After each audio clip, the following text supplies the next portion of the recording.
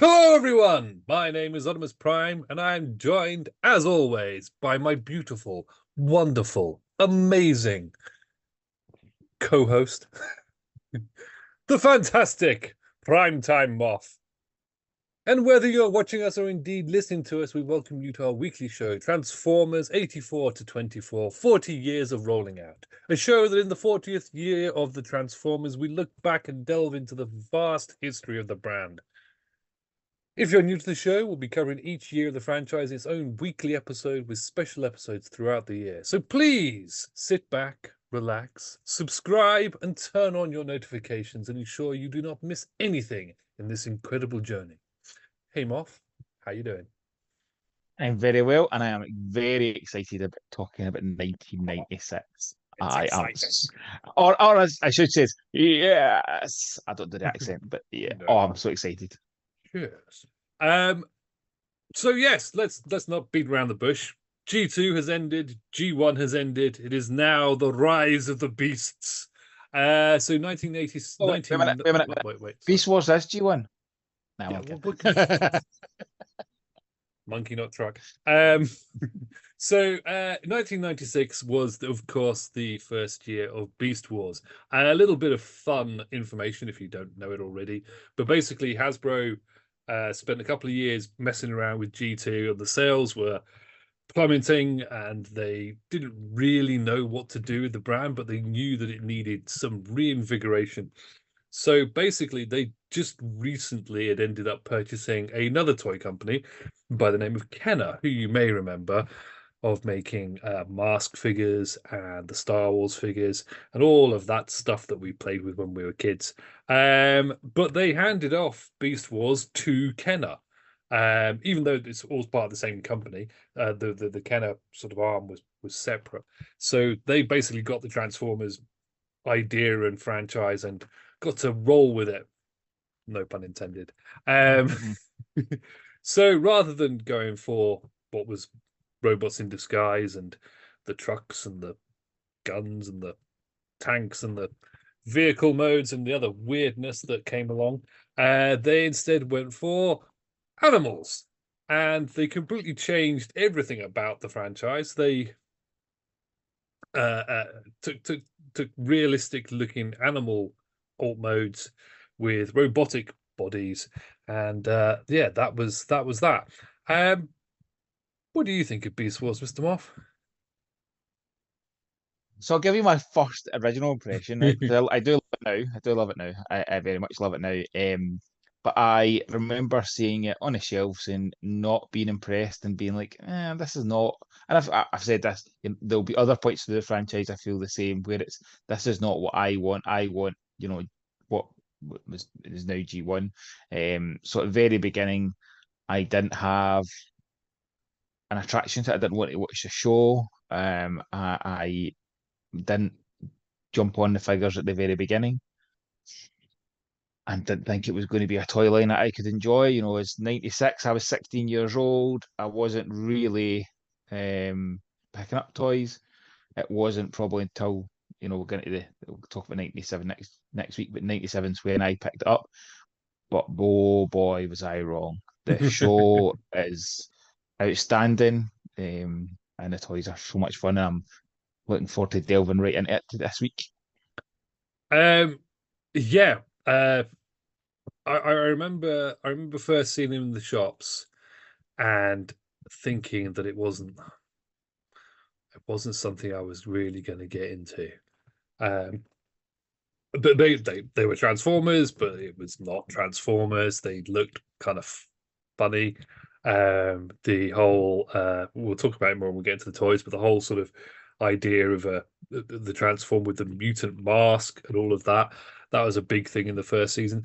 I don't massively remember seeing a lot of it when it first came out. I know that I actually ended up working in a toy shop a little bit after Beast Wars came out, around the time that like Magnaboss and Tripredacus came out. Because I remember us getting them in, and that's when I got Primal and Megatron and those two and other bits and bobs. Uh, But when they first came out, I don't remember actually being too fussed. But yeah, within a couple of years, I was well hooked. Bearing in mind also that when they came out in '96, I was just finishing off my A levels and had other things going on in my life and wasn't particularly interested in Transformers at that point, that exact moment in time. But that soon disappeared. Um, yeah, so anything else to say about them at this point? What else have we got going on this year? We've got a botcon. We'll get back to that later, but we're not really going to talk too much about that. But there is an exclusive bot, which we'll get to. One interesting thing that I'm just going to remember. When Beast Wars first started, the idea was that this was a future iteration of Transformers and a future iteration of the Autobots and Decepticons have become the Predacons and the Maximals. And Optimus Primal and Megatron were Optimus Prime and Megatron. In the first series of the toy line, that was the intention. Up until obviously the cartoon premiered, which is a wee bit after the toys arrived. I can't remember what the actual sort of gap between the two is, and I don't think we've jotted it down anyway, but that's fine. So yeah, the Bat Optimus Prime and the original first Optimus Primal originally were Optimus Prime. It wasn't until we got to the second series and when the cartoon had kicked off that the Beast Wars lore, the one that we all know and love, became a thing. Anything else you have on? No, again, we've talked about this in the last 2 or 3 weeks, where we know that there's no point now up till present day where there's not been a Prime or a Megatron, a year without a Prime or a Megatron.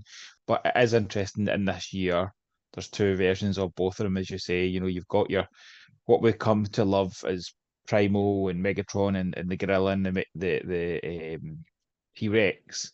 But those first two toys, the Bat and the Crocodile, just it's almost like if you were to tell somebody now without them knowing about it, they wouldn't believe you, because it's just like, what, why? Why is these kind of two standalone figures that don't really line in anything? It doesn't really make sense, but it is just an interesting kind of tidbit of the franchise that it starts with that, and then obviously moves on to the Barney dinosaur. Like in the 90s, a purple dinosaur. Like, really? And again, I think that was my kind of feeling when I saw it. I was like, a purple dinosaur? I didn't really connect. This is one very much that I didn't connect until I saw the show. And the show didn't appeal to me with the mainframe, is that right? The company that Mainframe, made yeah, it. yeah, It didn't appeal to me the way it looked. And it wasn't until we had a snow day where I always joke about this. Our village get cut off. Literally, nobody could get in or out of the village. yeah. And back then you didn't have the choice of channels and streaming and YouTube and Netflix to watch things. So I put on, and there was an episode of Beast Wars. I can't remember which one it was. And I watched it and went, that was really good. I love the voice acting, and I think the voice acting in it is supreme. It absolutely carried the show for me for over the graphics of it. I am super excited for TFN this year to meet David Kay. I just think he's absolutely his voice work in it is just outstanding. And it was then I was more excited to hunt down when it got to the point where, because the same as G1, you didn't get to see everything. It wasn't easy to get access to every No. episode.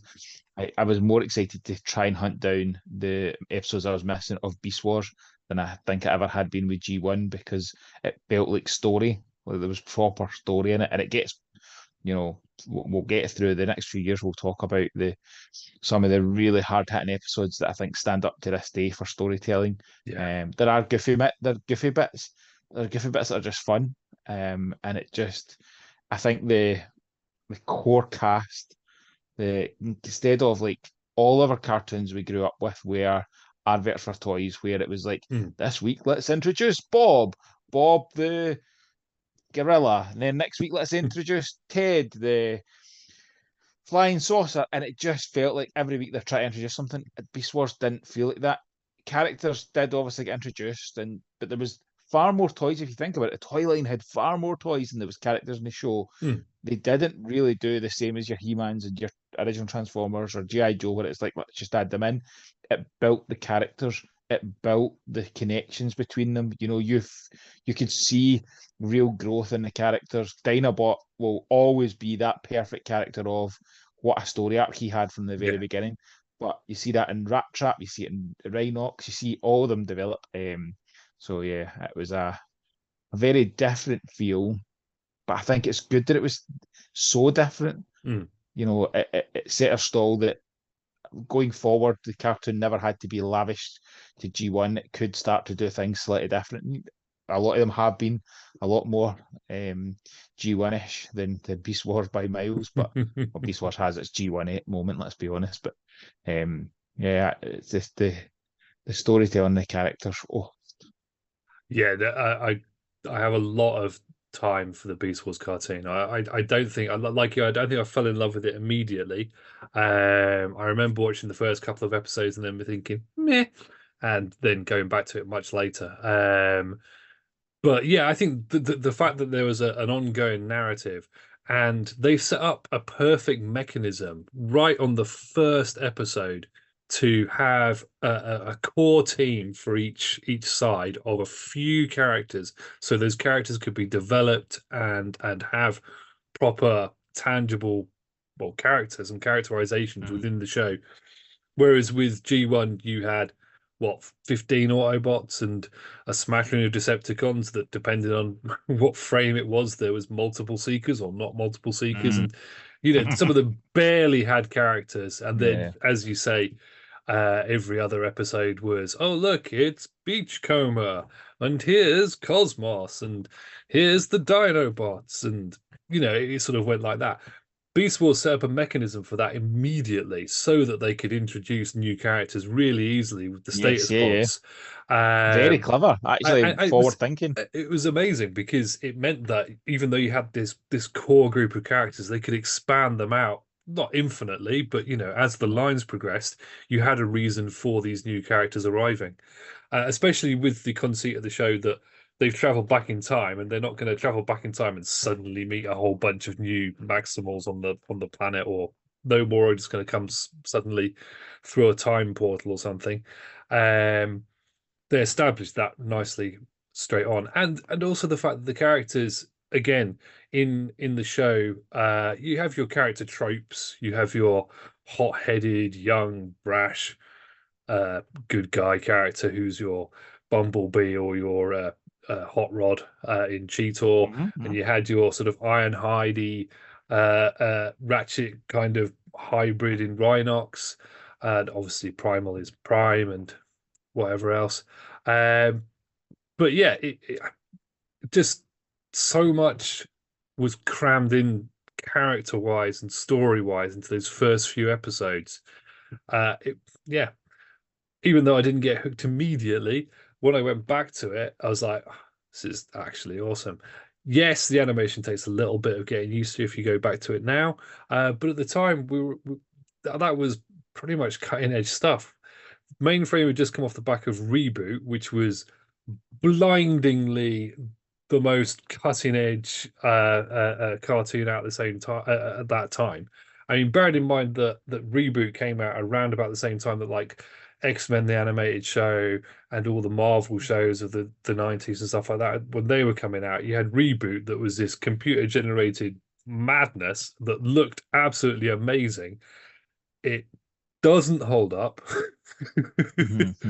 Storyline maybe, but animation wise, it looks ropey to say the least. It's bad cutscenes from video games at best. But I just last year rewatched all of Beast Wars.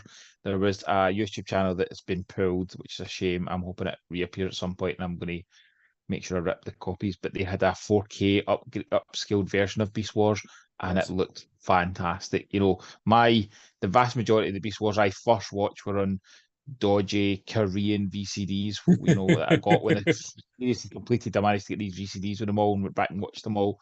I then bought the American DVDs, and they're better, but the 4K ones that were on YouTube were gorgeous. Like that was the way it should have looked, in the 90s, and it was a joy to go back and rewatch it. And I kick myself that I didn't sit and just rip copies of them from that. So as soon as they appear again, and they will, these things go back up. It will. But if we talk about I don't want to talk about, or I think it's wrong to talk about every single episode or bits. Oh We'll talk god, about certain bits throughout the stories, but that first episode, the bits that were really clever were how they come up with a story so that they had to use their alt modes. That yes, never something that was really a big thing in the G1. It was just like it's how you transport from one place to another. It doesn't really do anything else.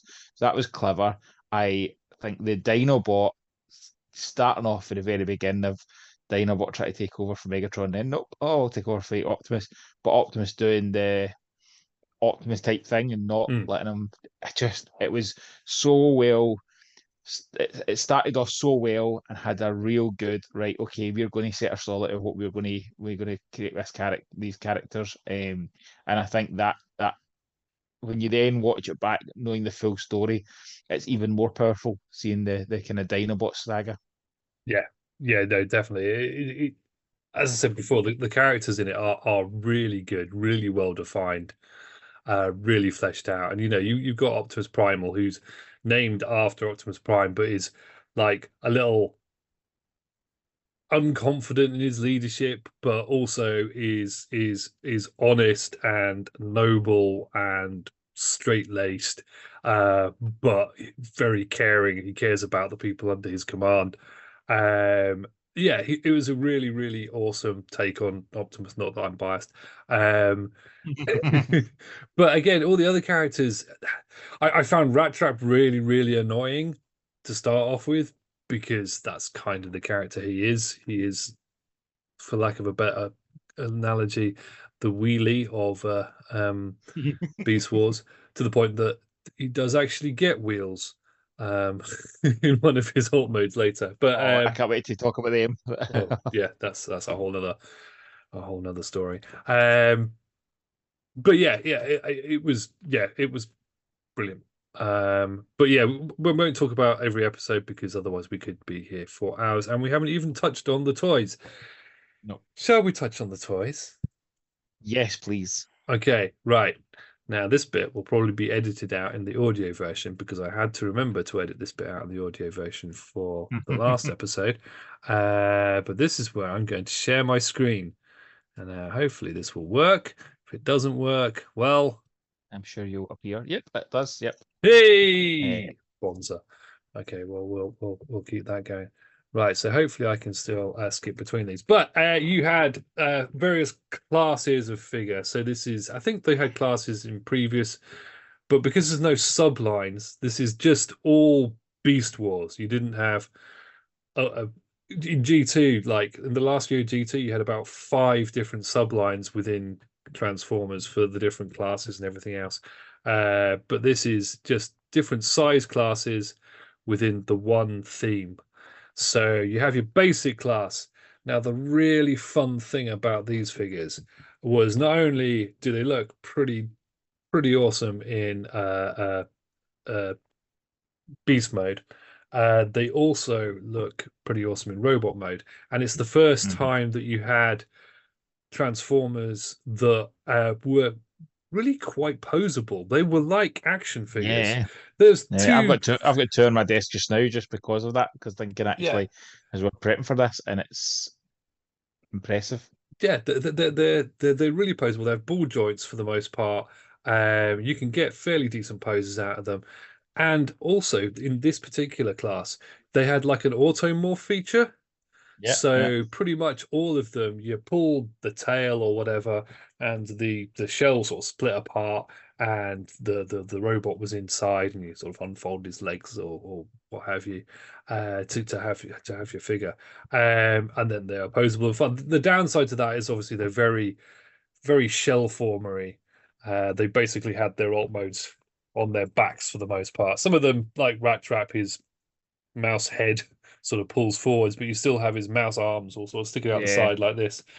Jazz hands, jazz feet. But yeah, they are what they are, but they're super fun, super posable, and yeah, out of this first range, two of them made it to the cartoon, Rat Trap and Pterosaur. All of the rest, even in later versions of the later seasons of the cartoon, none of them appeared. Um, I think the only one I had at the time was Snapper, maybe. I I think. grabbed all these. I can't remember which one was first. I think Razor Beast was the first one I picked up, and I just thought these are really fun, and they were dirt cheap. I picked them up in '97 when I went to uni, and they were dirt cheap. And I just thought these are great fun. Pterosaur is the highlight for me personally. I think the colorings on it, the green on the back, the eye, the yellow eye, it's a beautiful looking figure. And then Insecticon was when I first got, I'm sure, as I say, I'm sure it was Razor Beast, who has a wig gun. Yeah. Maybe that's why I actually it appealed to me. He had a wig. I Yeah. had hair back then, mind you. But Insecticon was the one that I coveted. It was the one I actually hunted for to get because I loved the Insecticons, and it's again a great wee figure. And as you say, the posability on them, Yeah. I was blown away. But they felt like action figures, as you said, very much so. Proper posability, proper kind of different to what I was expecting. So yeah, basic class of a cracking wee set of figures. You know what's funny about this is a few years ago when Spock first became a thing, I was searching Transformers lots on there, and I found this person selling a boatload of Beast Wars, and I bought them off them for £20, which was ridiculous. But it was pretty much Series One, Series Two, nearly the Yes. whole lot of figures, so many figures. And I felt bad. So when I went to pick them up, I actually gave them 50 quid because I was like, you have way undersold this. Here, have some more money because I'm going to keep the ones I want and I'm going to sell the other ones and I'm going to make more money than so just have some more money. And she was so grateful, which was nice. Anyway, that's by the by. But that was the first time I got a hold of a lot of these figures. And it's just occurred to me after you saying about the wig gun and Razor Beast that I've never had or held a Razor Beast. So that's one for my talking robots this week. I now I want to I play with a wig gun. I have a Razor Beast because I have a Razor Beast out in my display because I've got a real affection for it because it was my first one.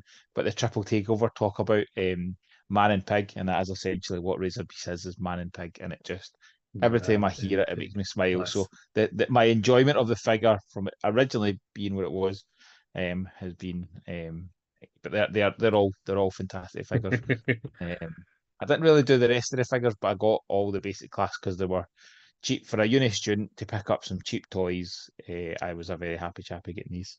Yes, yes, definitely. So one thing we'll just talk about in a second, or we'll talk about before moving on to the next slide. So the next, the other thing they did with as a gimmick, for the deluxe and ultras and megas or whatever they are, is they all had a mutant mode, which was basically all of the robot modes had an alternate head, which was either in some cases the head round the other way, or a mask that flips up or opens up, which was weird. I'm gonna go with weird. Not not really necessary. Like it wasn't really needed. Yeah, yeah. I You, think you'd it. almost expect that as a season two. Can I let's throw something slightly different on a gimmick? Yeah, But I think it only uh, lasted this wave. I yeah, don't think I stuck my primal away. I didn't think to get a figure out. Not that I had many. Anyway, let's have a look at the next slide. And here we have the deluxe class. The first time we had a deluxe class, which obviously has perpetuated to today. Some of the other classes have changed names, but deluxe class always seems to be I suppose Deluxe Mhm. Insecticons, but that's different.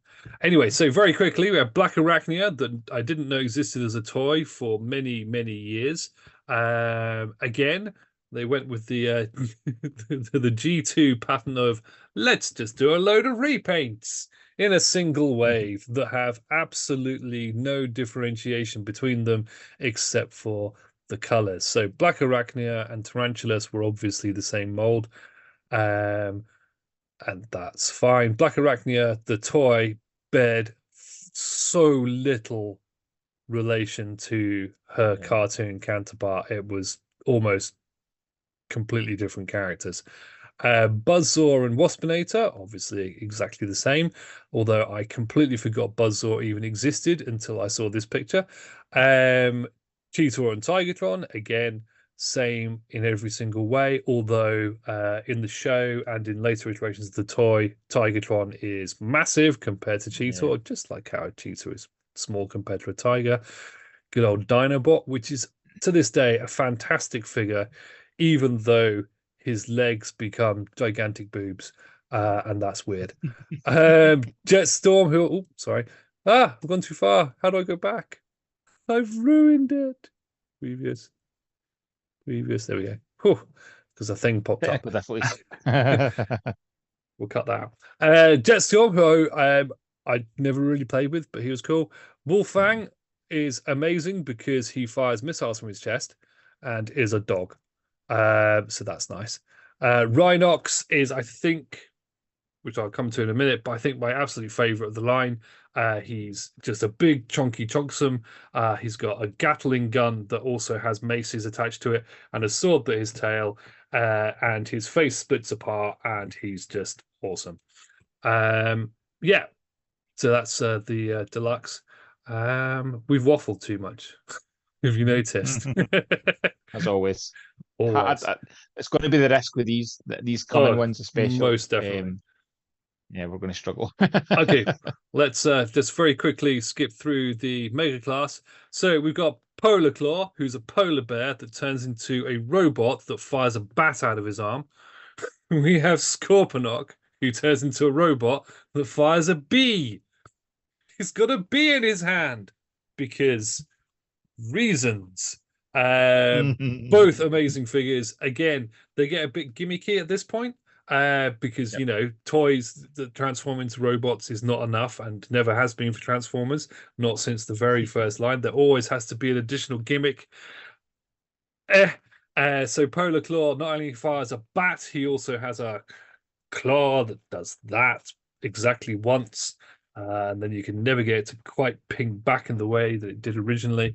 Scorponok obviously has his bee, and he's got a missile launcher and a striking tail. Great figure. And then, of course, we will quickly touch upon Megatron and Optimus Primal himself. Megatron is amazing. He's a Yes. really great T-Rex mode.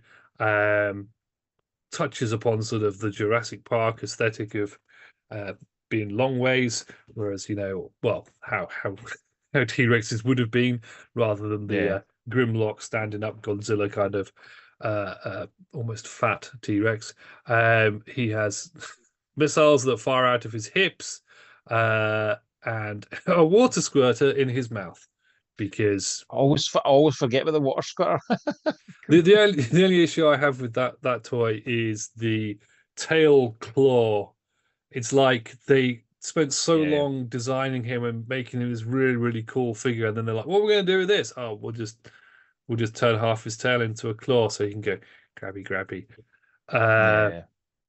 which means he actually doesn't have a single real hand, which was a bit disappointing. That version. And then Yeah. Optimus Prime himself, who turns into a gorilla. Now, downside to gorilla and robot is obviously there's not a huge difference between the alt mode and the robot mode. His face sort of does a thing, sort of turns around a bit. Yeah, that's it. His face becomes his chest. His Yep. shoulders flip up. You turn him round, and his feet are on the back of his feet, and that's it. But they make up for it by giving him missile launchers, a gun that pops out of his arm that's also a missile launcher, two swords, and a skull mace. I Skull mean, Mace is cool. what more could you want? Oh, and a mutant mask. For other reasons. And I think that was everything, wasn't it? Oh yes, sorry. No, no, And they get finally, the Optimus, the weird ones. yes, finally, inexplicably, Optimus Primal and Megatron were also a bat and a crocodile, alligator. Which I think I seem to remember them coming out as a 2-pack was the first thing that came out. They came out like as a little preview It set. was, yeah, yeah. Yeah, and then Just yeah, that nothing. That not there was no tie-in for it. I think they did tie-in comics. I'm sure. potentially there IDW might did a tie-in comic. I'm yeah, sure they did. I think even Simon Furman wrote it. I think. I don't maybe remember 100%. we'll check on that. And then there was Onyx Primal, which is the Black Botgon exclusive. I assume as an Onyx Primal, that makes him sort of almost the first Nemesis Prime, Oh, I never thought about maybe. it like that. Yeah, because I was about to say, it's that classic bit of repaint a prime into black, but that No, wasn't a that thing wasn't a at classic. this No, point. So I there think you go. did Nucleon. What was the black ones? There might have been was it Nucleon Quest? Optimus Mm, Power Master Prime might have come out by this point, but I'm not sure. that's your Not homework. sure. Yeah, there we go. You should know these things, Mister I Prime. know I should know these things, but I don't know many things, let alone everything. Right. Okay. Well, that's it for the toys. No robot mode pictures this week, but you can use your imagination or your research skills to research things. Just touching again on the Optimus Primal and Megatron, they were the basic class things. Did they have the automorph? I forget. I think they were just more basic I've than that. never They were seen them in just hand. That ah never appealed to me. no. Because it was only this. It was the show bit that really appealed to me, and then I say I picked up all the basics because they were so cheap and they were like so Yes. much fun. Yes. Right, I'm gonna stop sharing because that's the last of my slides. Boop. Okay, so that's pretty much it for 1996. At this point, we've touched on the show, but at some point, I would like to come back and actually talk properly about the show and talk about Agree. some I of agree. the fine episodes. And we'll do various videos about toys and stuff that we like anyway. So, Moff, what was your bot of the year? Do you know, I found this hard, and I'll be honest, the next few weeks are very difficult for me to try and pick a favorite bot from each year because there are so many. I literally have two on my desk because I still can't decide. So I'm going to be cheeky, and I'm going to pick both, and then I'll do a retro review because I was going to do pick one and do a retro review on both. I genuinely can't separate between. Let's say Insecticon had something about him that I was like, I need to own this toy. Hmm. I think he's so posable, so much fun, and his wee face. If it lets me bring up face, I don't know if it'll go. There you go. He's this Yay. horrific Oh, kind of that is face quite with a awful. brain showing at the top, and I just remember thinking that's amazing. But I think the best painted of the basics has to go to Pterosaur again. You know, his face detail. See, when you look at it now and you look at the level of detail that's in his face and his eyes, it's just stunning. So I am going to do a retro review, and I'm going to be cheeky, and I'm going to do a retro review of the both of them because I couldn't separate between the two toys. Both I absolutely love and have continually been kind of desk bots or some kind of format close by since I got them. And again, they have beautiful poses on them. So that's mine. And to think that, Optimus Primal is a great toy, Megatron's a great toy, but I genuinely could not pick them over these because I just think for the size, for the money, the fun value of them was outstanding. So that's my bot of the week when I pick two because I can't pick. I actually find it really difficult to pick one. So not to be outdone, I'm gonna pick three. Because why not? I mean, Optimus Why Primal. not? I have to pick Optimus Primal because he's Optimus Prime and he's Optimus Primal, and he's just a fantastic figure. And he stands up so well even now.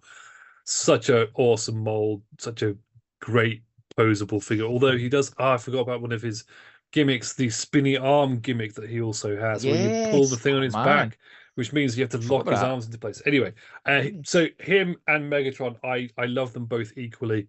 But as I said earlier, I absolutely love Rhinox.